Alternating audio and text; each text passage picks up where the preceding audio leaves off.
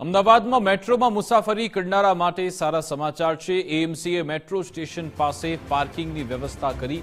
એએમસીએ 100 થી 500 મીટરમાં પાર્કિંગ પ્લોટની વ્યવસ્થા કરી છે। એએમસીએ 19 જગ્યાઓ પર ઓન સ્ટ્રીટ પાર્કિંગ તૈયાર કર્યા। પબ્લિક ટ્રાન્સપોર્ટેશનને વધુ વેગ આપવા માટે એએમસીનો આ પ્રયાસ છે। પ્રાથમિક તબક્કે વિના મૂલ્યે વાહન પાર્ક કરી શકાશે। મેટ્રોનો વધુમાં વધુ ઉપયોગ થાય તે હેતુથી આ પાર્કિંગ પ્લોટ બનશે। મેટ્રોના પાર્કિંગ પ્લોટ તૈયાર થતા ટ્રાફિકની સમસ્યા હલ થશે। યુદ્ધની સ્થિતિ વચ્ચે પીએમ મોદી ઇંધણ બચાવવા અપીલ કરી છે। સાબરમતી, વસ્ત્રાલ, થલતેજ, વાસણા મેટ્રો નજીક આ પાર્કિંગ પ્લોટ તૈયાર થયા છે। મારે સાયન્સ સિટીથી મણિનગર જવાનું હોય છે તો બહુ દૂર પડે છે મને ટ્રાફિકમાં જવું। ટુ વ્હીલ લઈને જવું તો પણ બહુ મને ટ્રાફિક નડે છે, પ્લસ ઓલા ઉબેર કરાવીએ તો પણ એટલો ટ્રાફિક નડે છે અને કલાકનું ટાઈમ લાગી જાય છે।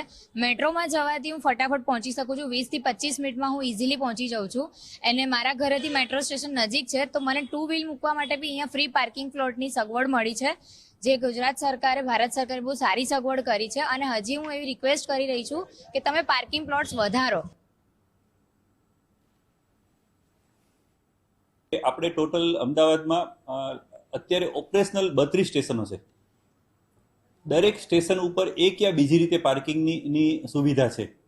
જો હું તમને પ્લોટની વાત કરું તો એ પ્લોટ અમદાવાદ મ્યુનિસિપલ કોર્પોરેશનની માલિકીના છે, અમુક પ્લોટ એવા છે કે જે મેટ્રોના પોતાની માલિકીના છે અને કેટલાક સરકારી પ્લોટ પણ છે। તો આ બધા જ પ્લોટનો જો સરવાળો કરું તો ટોટલ લગભગ 17 જેટલા પ્લોટ છે।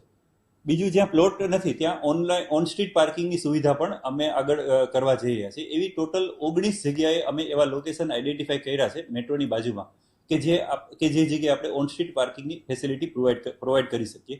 ઉપરાંત કેટલાક છે બ્રિજની નીચે પણ પાર્કિંગ થઈ શકે તેવું છે।